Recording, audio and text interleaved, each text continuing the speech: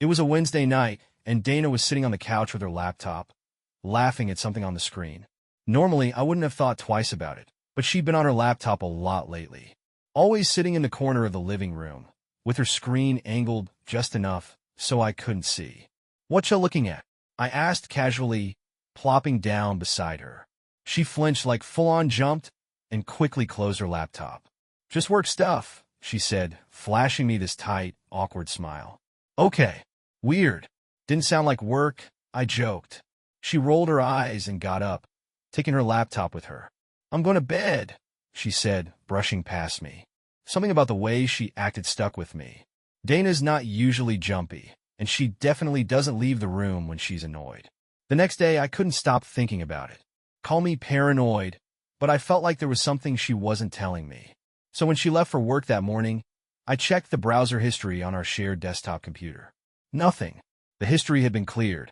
Now, I don't know about you, Reddit, but I've worked in IT long enough to know that people only clear their browser history for two reasons. They're planning a surprise party or they're hiding something. And trust me, Dana wasn't planning a party. Over the next week, I started paying closer attention to her behavior.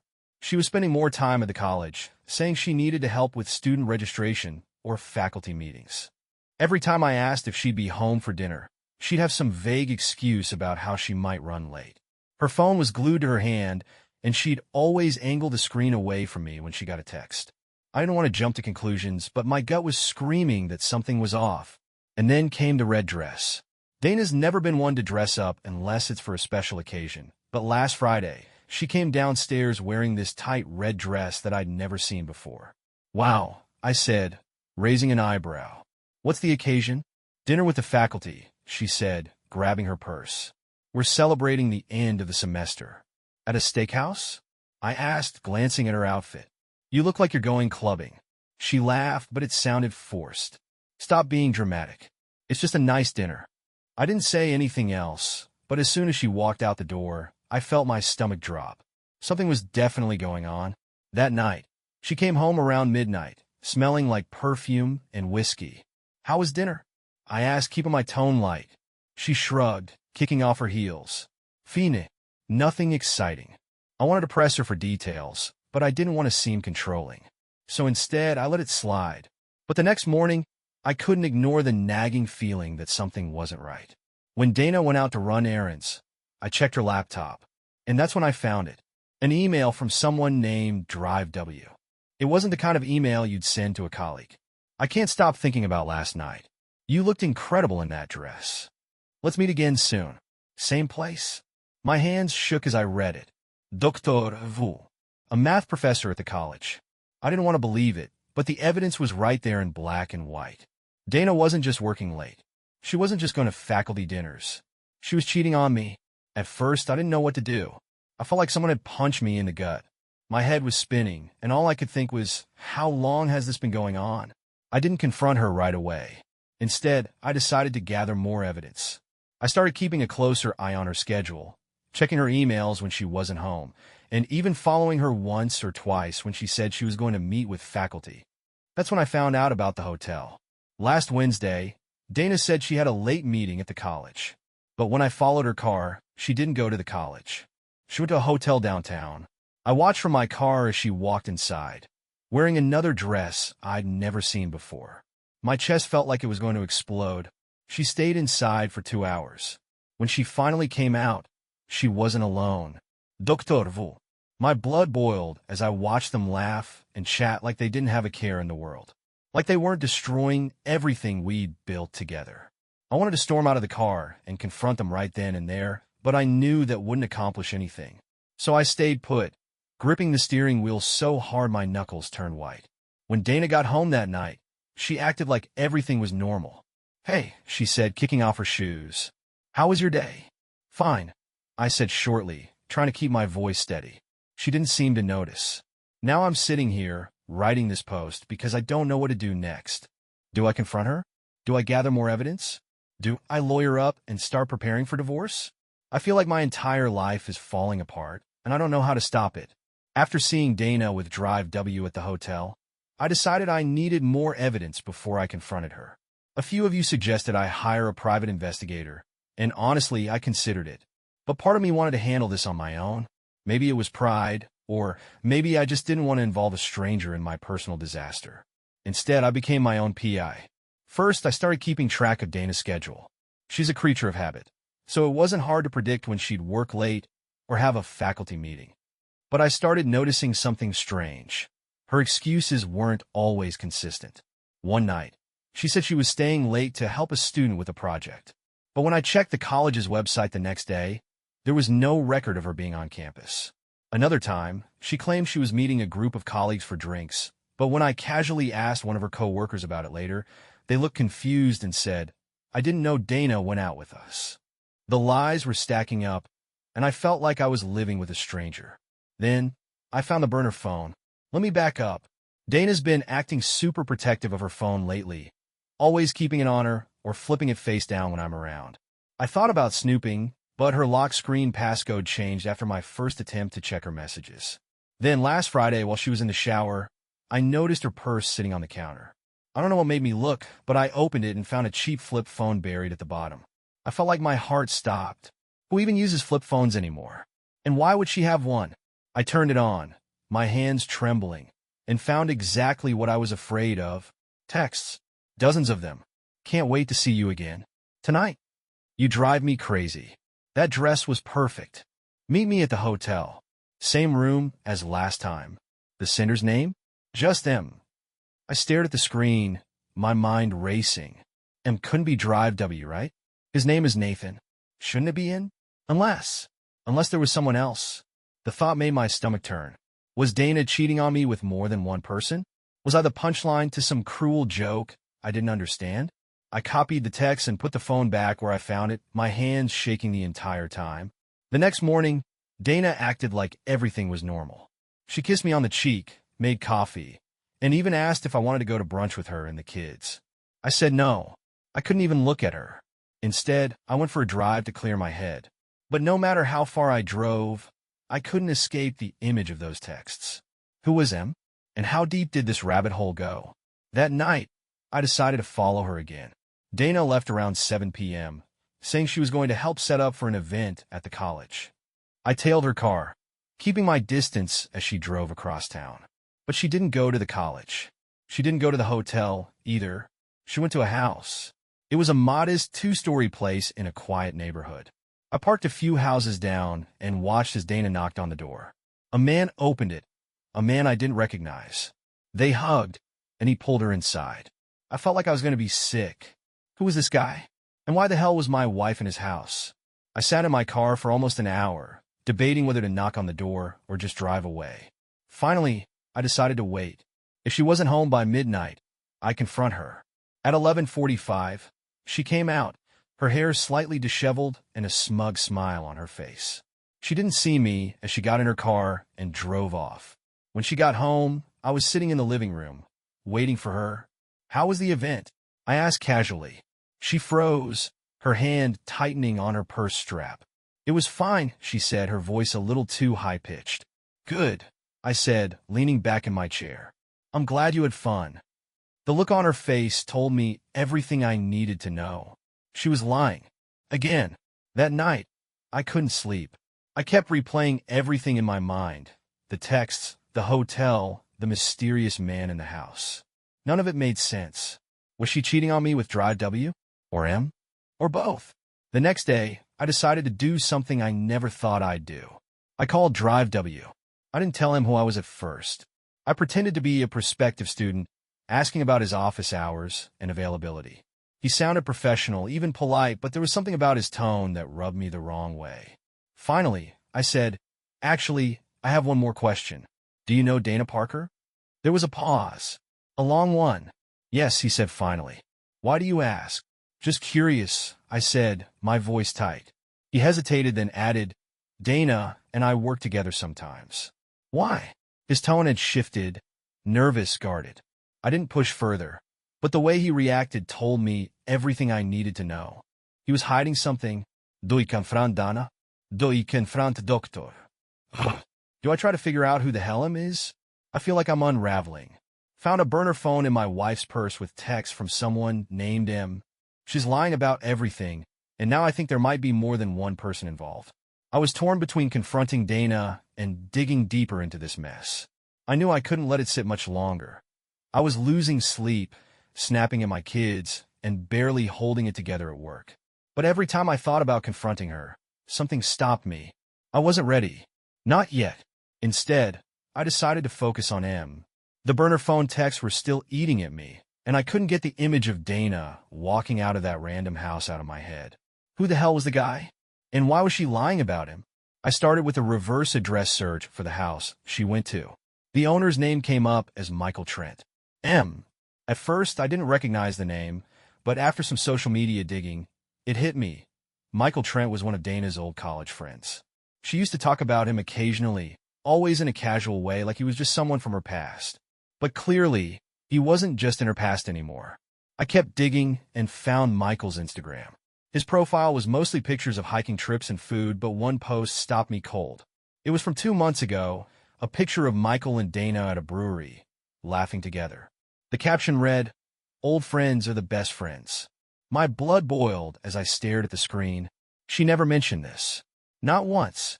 The next day, I decided to test the waters.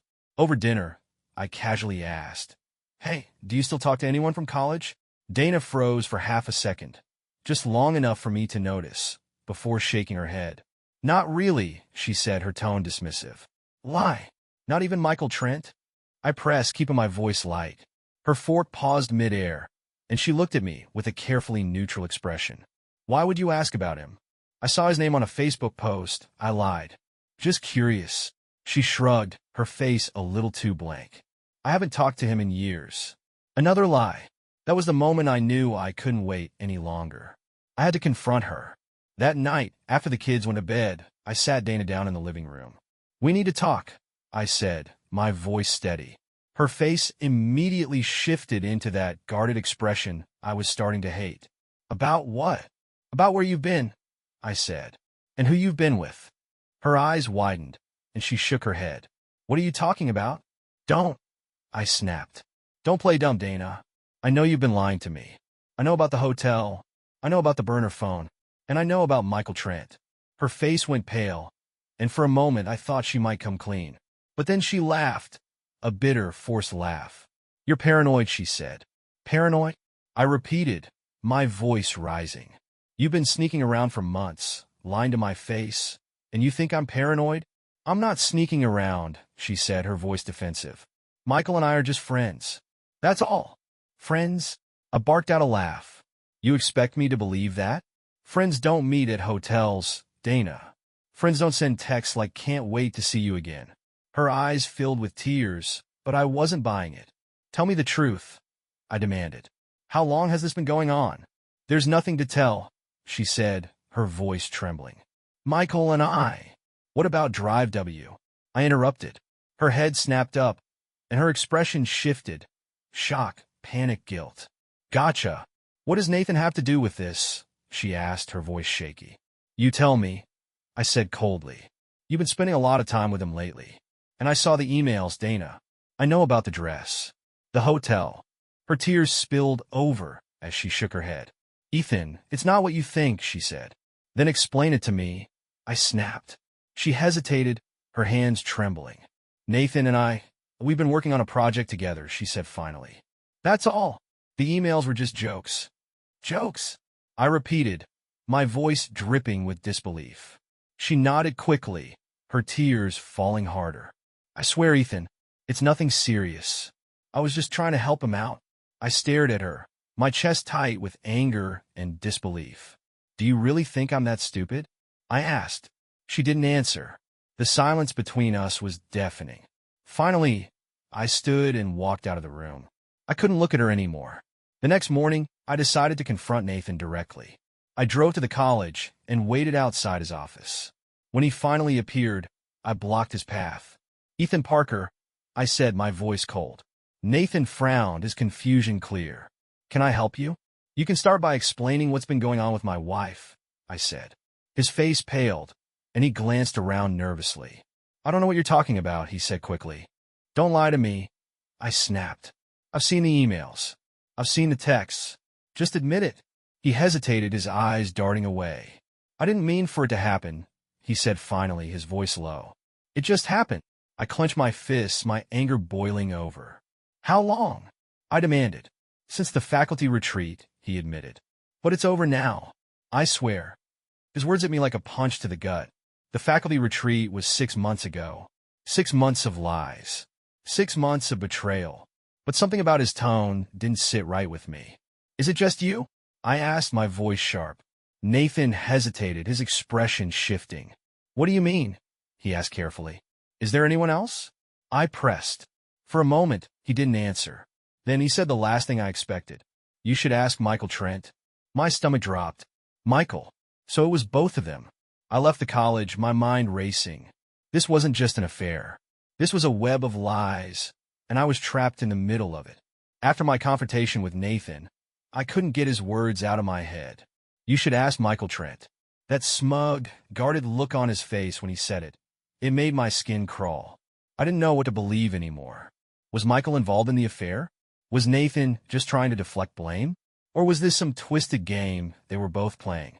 I decided to find out for myself. That evening, I waited until Dana was out running errands and then grabbed her burner phone from her purse. The texts from Michael were still there, along with a few new ones. Can we talk tomorrow? I'm worried Ethan might know something. Don't panic. We'll figure it out. My chest tightened as I read them. What the hell were they planning? The next morning, I decided to confront Michael. I drove to his house, my hands gripping the steering wheel so tightly my knuckles turned white. When I arrived, I parked down the street and sat in my car for a few minutes, trying to calm my racing heart. Finally, I got out and walked to his front door. He answered on the second knock, his face immediately shifting from surprise to discomfort when he saw me. Ethan, he said, his tone cautious. What brings you here? We need to talk, I said flatly. He hesitated, glancing over his shoulder before stepping outside and closing the door behind him. What's this about? He asked, crossing his arms. You know damn well what this is about, I said, my voice low but sharp. Donna. The texts. The lies. His eyes widened slightly, but he didn't say anything. Are you sleeping with my wife? I demanded, taking a step closer. For a moment, he looked like he might deny it. But then he sighed, running a hand through his hair. It's complicated, he said. My blood boiled. Complicated? You've been sneaking around with my wife, and all you've got to say is it's complicated? It's not what you think, he said quickly, holding up his hands. Dana and we've been friends for a long time. And yes, things got messy. But it wasn't about love or anything like that. Then what the hell was it about? I snapped. He hesitated, his gaze dropping to the ground. It was about Nathan, he said finally. My head spun. What? Nathan's been blackmailing Dana, Michael admitted. He found out about something from her past, a mistake she made in college, and he's been using it against her. I stared at him, my mind racing. Why the hell would Nathan blackmail her? And what does this have to do with you? Michael sighed, his shoulders slumping. Because I was there, he said softly. I was part of it. He explained that back in college, he and Dana had gotten involved in some shady scheme involving stolen exams. They never got caught, but apparently, Nathan found out about it years later and had been holding it over Dana's head ever since. She didn't know what else to do, Michael said. So she went along with it. And I was trying to help her. I didn't know whether to believe him. It sounded ridiculous, like some half-baked excuse to cover up an affair. But the look on his face, guilt, regret, made me pause. Why didn't she just tell me? I asked, my voice breaking. Michael shook his head. Because she was scared, Ethan. She didn't want you to know about her past. She thought you'd leave her. I felt like I'd been punched in the gut. So many lies. So many secrets. And I still didn't know the full story. That night, I confronted Dana again. This time, I didn't give her a chance to dodge the questions.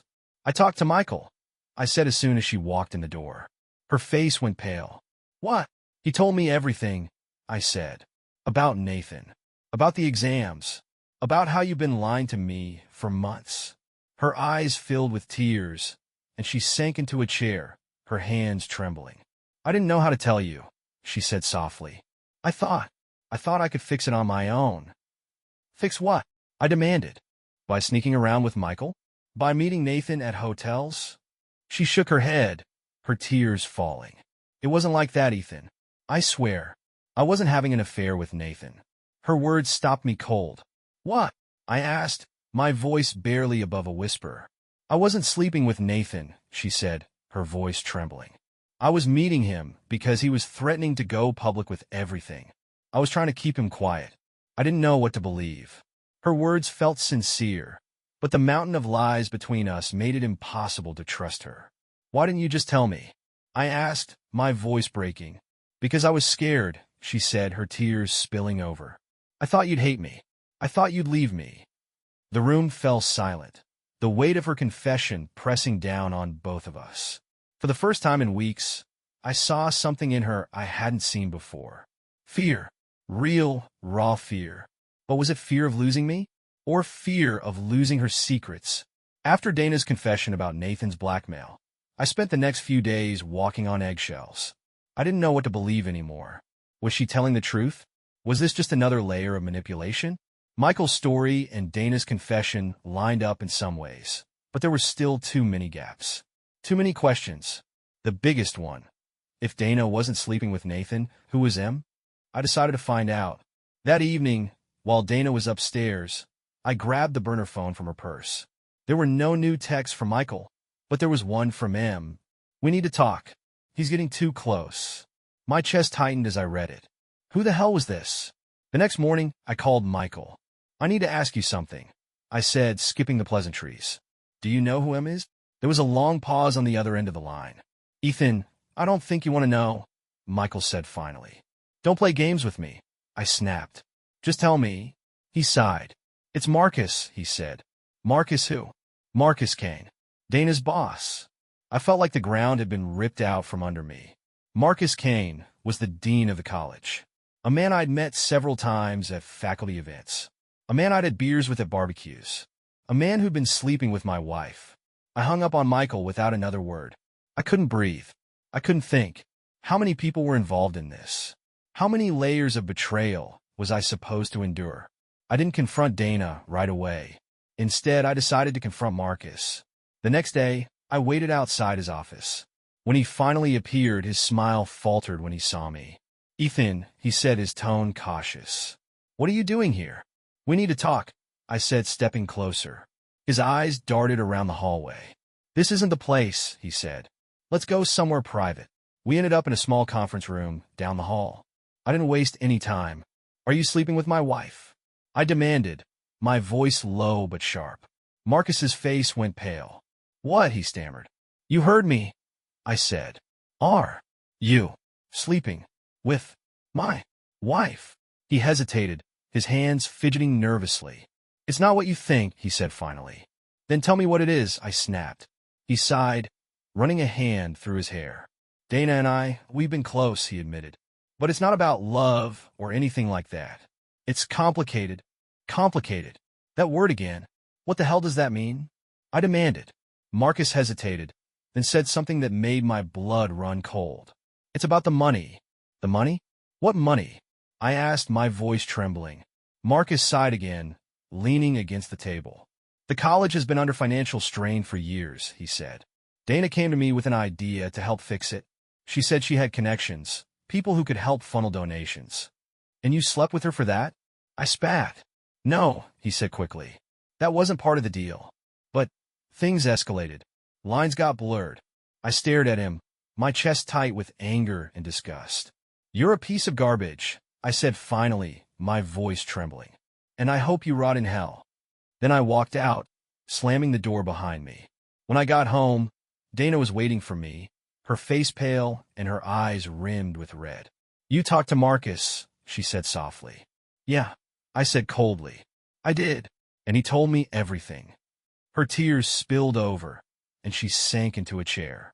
Ethan, I'm so sorry, she said, her voice breaking. I never wanted this to happen. I thought I could fix it before you found out. Fix it? I repeated, my voice rising. You thought you could fix this? By lying to me? By sneaking around with Marcus and Michael and God knows who else? She flinched, her sobs shaking her shoulders. I didn't know what else to do, she said. Nathan was blackmailing me, Marcus was pressuring me, and I felt like I was drowning. Her words hit me like a punch to the gut. For the first time, I saw the full picture. This wasn't just an affair. This was a web of lies, manipulation, and desperation. And Dana was trapped in the middle of it. But I wasn't sure I could forgive her. Not after everything. That night, I slept in the guest room. The distance between us felt like an ocean, and I didn't know if we'd ever bridge it again. After learning about Dana's affair with Marcus and the tangled web of lies she'd woven, I decided I couldn't let this slide. It wasn't just about the betrayal anymore. It was about justice. Dana's actions had hurt me deeply, but they had also hurt others. Marcus, Nathan, and Michael weren't just random players. They were complicit. I wasn't going to let them get away with it. First, I gathered every piece of evidence I had. The burner phone texts, the emails, the photo of Dana and Michael at the brewery, the messages about the financial schemes, everything. Then I made a plan. The first step was exposing Marcus. I compiled the evidence of his financial misconduct and sent it anonymously to the college board. I also included proof of his inappropriate relationship with Dana, screenshots of texts, the hotel receipts, and a detailed timeline of their meetings. It didn't take long for the fallout to begin. 2 days later, Marcus was placed on administrative leave pending an investigation. His reputation was in shreds, and the local news picked up the story. Next, I turned my attention to Nathan. I forwarded the evidence of his blackmail to the college's HR department and the local police. Blackmail might not be a common HR issue, but it was enough to get him suspended while the police investigated. As for Michael, I confronted him one last time. "You're going to stay away from my wife?" I told him, my voice cold. He nodded quickly, his expression filled with guilt. "I swear, Ethan, you'll never hear from me again." "Good," I said. Finally, it was time to deal with Dana. I sat her down in the living room, the burner phone and a folder of evidence on the table between us. "This is everything," I said, my voice steady. "Everything you've been hiding from me. Every lie, every betrayal." She looked at the folder, her eyes filling with tears. "Ethan, please." "No," I said sharply. "You don't get to beg. Not anymore. You've lied to me, cheated on me, and destroyed our marriage. And now you're going to face the consequences." Her sobs filled the room, but I didn't let them sway me. "I'm filing for divorce," I said. "I'll make sure the kids are taken care of, but I can't do this anymore. I can't live with someone I can't trust." Her face crumpled, and she reached for me, but I pulled back. "It's over, Dana," I said. The next few weeks were a blur of lawyers, paperwork, and uncomfortable conversations with our kids. Jake and Lily were devastated, and I did my best to shield them from the worst of it. I told them that their mom and I had grown apart, but I didn't go into the details. They didn't need to know everything.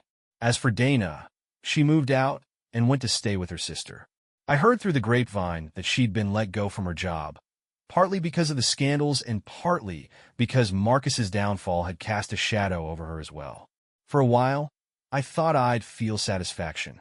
I thought seeing Marcus, Nathan, and Michael face the consequences would make me feel better. But it didn't.